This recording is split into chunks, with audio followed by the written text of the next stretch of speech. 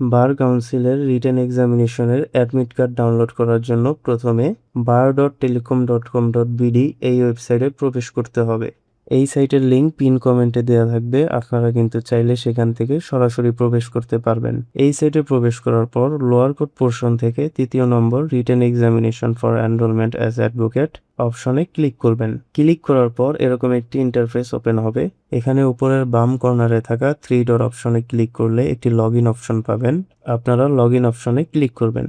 Click করার পর যেহেতু আপনারা 2026 সালের পরীক্ষায় অংশগ্রহণ করছেন, তাই অ্যাপ্লিকেশন সেশন অপশন থেকে রিটেন এক্সামিনেশন ব্যাচ 4 সিলেক্ট করে দিবেন।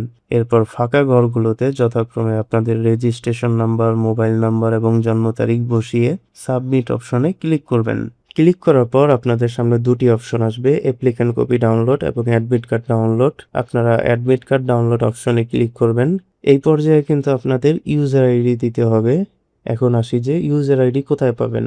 আপনারা রিটেন এক্সামিনেশনের পর ফর্ম ফিল আপের পরে স্ক্রিনে দেখানো এরকম যে পিডিএফ ফাইলটি ডাউনলোড করেছিলেন, ওই কপির এখানে কিন্তু আপনাদের ইউজার আইডিটি রয়েছে, অথবা আপনাদের মেসেজে 16322 নাম্বার থেকেও ইউজার আইডি পাঠানো হয়েছিল, সেখানেও পেয়ে যাবেন।